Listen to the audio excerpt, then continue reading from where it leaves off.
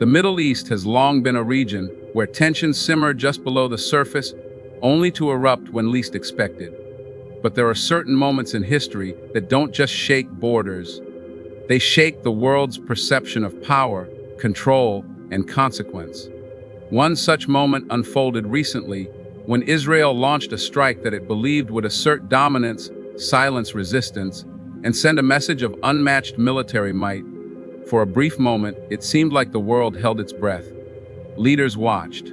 Analysts speculated. But there was one question hanging in the air. What would Iran do?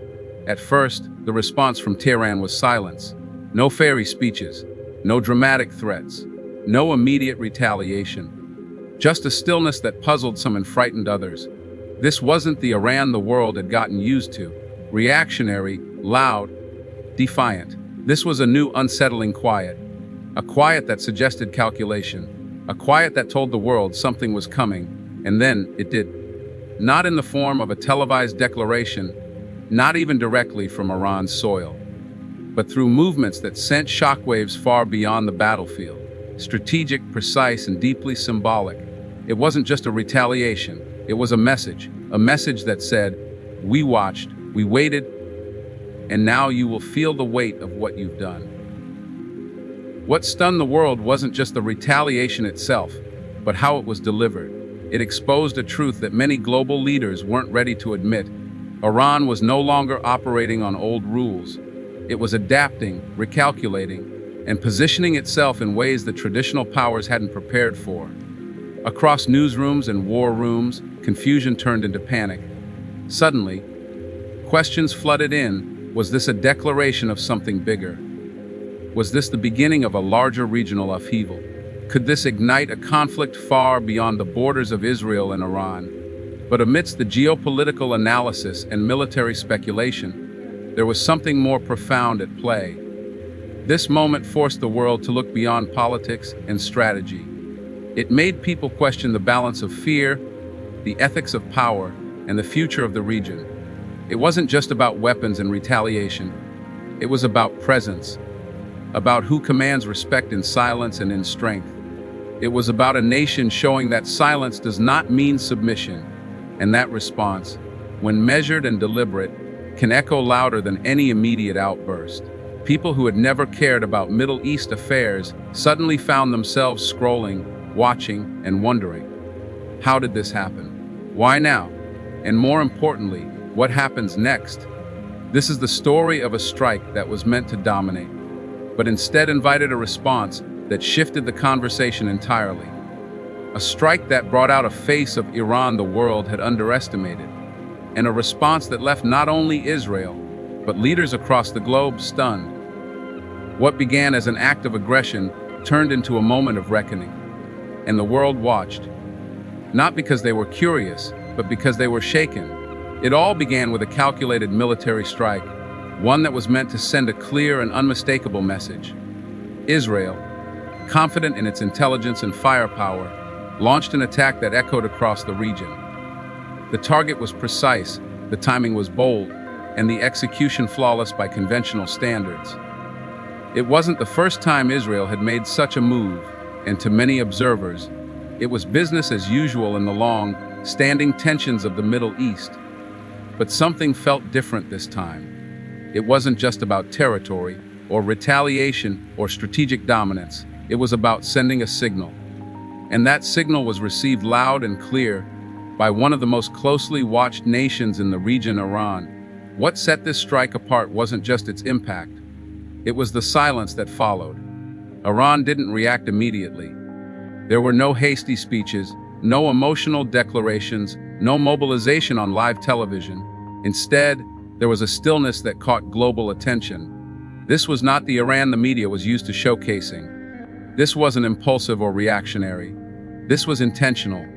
And in that silence, the anxiety began to grow, not just in Israel, but across capitals from Washington to Riyadh. Everyone was waiting, refreshing their feeds, watching the skies and guessing what might happen next. The Israeli strike itself had been bold, but many began to wonder if it had been too bold. Had it underestimated the long-term consequences? Had it misread Iran's current posture in the region?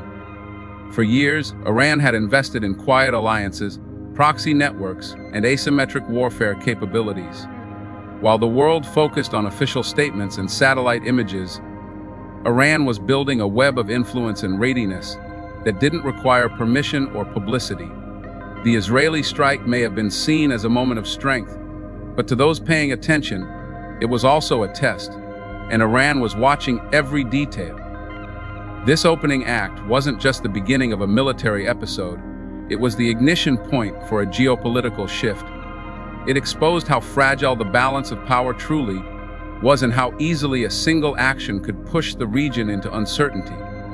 While Israel may have believed it had the upper hand, the stage was now set for a response that would not just answer the strike, but challenge everything it represented. As the dust from Israel's strike began to settle, attention quickly turned to Iran. But instead of the fiery rhetoric or immediate retaliation that many expected, there was only silence. A silence so calculated, it was louder than any missile. It wasn't weakness, it was strategy. Iran didn't rush to respond because it understood something Israel, perhaps overlooked. The world was watching, not just the region. Every move would be analyzed, every word would be interpreted, and every reaction would either add to its strength or expose vulnerability. So, Iran waited. And in that waiting, the world grew increasingly uneasy. This pause wasn't without purpose. Iran's leadership knew that a reckless response would play into the hands of its opponents. Instead, what unfolded was a masterclass in measured restraint. There were no press conferences, no threats splashed across global headlines. Iran didn't need to scream to be heard. It only needed to wait, to let the anxiety build, and to let the world see who was in control of the tempo. Behind the scenes, its intelligence network was moving. Communications were being monitored. Decisions were being weighed. It wasn't just about responding. It was about responding with meaning, precision, and long-term impact. The world's media began to speculate. Why is Iran silent? Is it scared? Is it planning something big? That silence became a story in itself. Analysts, politicians, and military experts sat in studios around the world, trying to predict the next move. But Iran wasn't playing a predictable game. It was shifting the narrative. It was showing that patience can be more powerful than provocation. This strategy didn't just surprise Israel. It unsettled global powers who were used to quick reactions and explosive headlines. In the quiet, Iran forced everyone to focus, not on slogans but on presence, not on chaos but on control. Its silence was a statement: we are not reacting, we are calculating. That level of composure elevated Iran's image in the eyes of many who once dismissed it as reactionary. It revealed a new kind of strength, one not measured in decibels, but in discipline. And in doing so, Iran turned the tables. While the world waited for a bang, it delivered something even more powerful: suspense. A pause heavy with purpose, and a silence that said far more than any speech ever could. When Iran finally broke its silence, it wasn't through a dramatic broadcast or a massive declaration of war. It was through a response that was sharp, strategic, and utterly unexpected. The world had been waiting for a traditional retaliation, maybe rockets, maybe a large-scale strike. But Iran chose something different. Its response wasn't designed for immediate headlines, it was designed for impact. It struck not only at targets but at assumptions. It didn't come from where everyone expected, nor in the way anyone predicted. That unpredictability made it even more powerful. It caught Israel off guard, but more than that, it caught the world by surprise. The retaliation wasn't just a military move, it was a calculated message. A message that said, "We are not who you thought we were." Iran's move showcased not just strength, but intelligence. It demonstrated that Iran wasn't reacting emotionally, but with surgical precision. The targets were chosen carefully, and the methods even more so. Whether it was through proxy forces, cyber operations, or direct military pressure, the result was clear. Iran had the capability and the will to respond on its own terms. What shocked many was how effective the response was without triggering an all-out war. Iran walked a fine line, showing resolve without overstepping. This balance stunned even the most seasoned analysts. It became clear that Iran was no longer playing a defensive game. It was asserting itself as a central player in shaping the region's future. This wasn't just retaliation, it was recalibration. And it forced Israel and others to rethink their strategies. International observers began shifting their tone. What started as skepticism about Iran's restraint soon turned into respect for its discipline and strategy. Iran had avoided the trap of an emotional overreaction and instead delivered a powerful statement through action. It wasn't just about returning fire, it was about shifting power. And in that, Iran succeeded. This moment became a turning point, not just in the immediate conflict, but in how the world viewed the balance of power in the Middle East. Iran's response shattered the narrative that it was predictable or reactive. Instead, it introduced a new truth, that Iran could strike when it wanted, how it wanted, and with impact that reached far beyond the battlefield. The aftermath of Iran's retaliation sent a ripple far beyond the borders of the Middle East. What began as a regional standoff had now captured the attention of global powers in a way that couldn't be ignored. Governments called emergency meetings, diplomats rushed behind closed doors, and world leaders scrambled to understand the full scope of what had just happened. What Iran had done wasn't just a tit-for-tat military reply, it had reshaped the psychological landscape of the conflict. Suddenly, Israel's initial strike no longer looked like an assertion of power, but rather a trigger that exposed deeper vulnerabilities. In the days that followed, media outlets worldwide ran headlines not about Israeli dominance, but about Iranian calculation and precision. Commentators who once dismissed Iran's capabilities were now revisiting their assumptions. Military experts analyzed footage, satellite images, and intelligence leaks, trying to piece together how Iran had executed a response so meticulously without spiraling into a wider war. What emerged was a new narrative: Iran was not only capable of hitting back, but doing so in ways that defied conventional expectations. This changed the tone of international diplomacy almost overnight. Western powers, many of whom had stood with Israel unconditionally in past confrontations, now found themselves facing uncomfortable questions.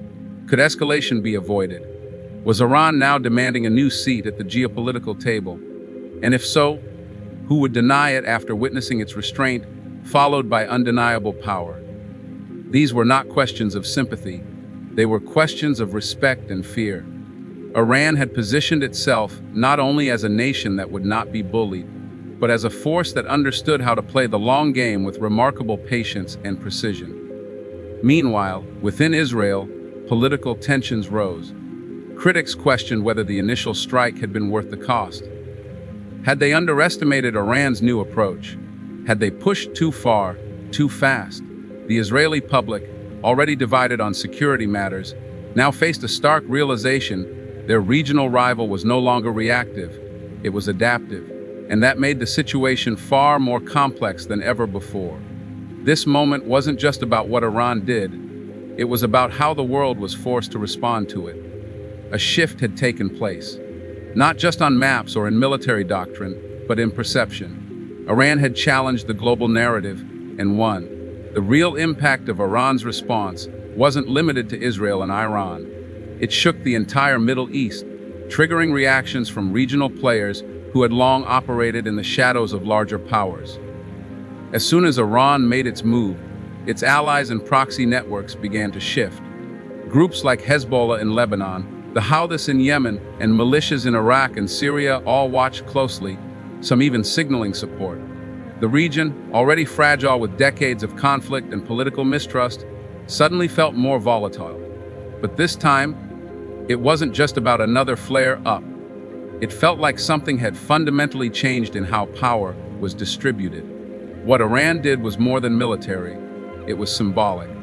For years, many of its allies and supporters had seen it as a nation constantly on the defensive, pushed into corners by sanctions, isolation, and global pressure. But this moment changed that image. Iran now looked like a nation that could lead, not just react. Its restraint, followed by its precision, gave confidence to others in the region, who had long feared the consequences of standing up to more dominant forces. Iran didn't just strike back, it inspired. This new wave of confidence caused unease in other regional powers. Saudi Arabia, the UAE, and others who had tried to balance ties with both Western allies and Iran now faced a dilemma.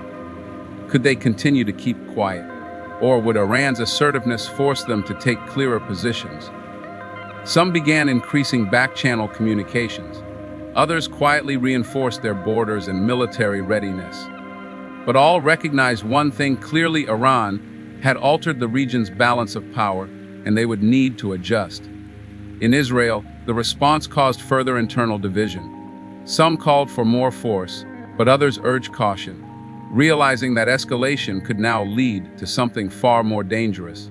Iran's move had exposed gaps, not just in military defense, but in strategy and preparation. The idea that Israel could strike without consequence no longer held.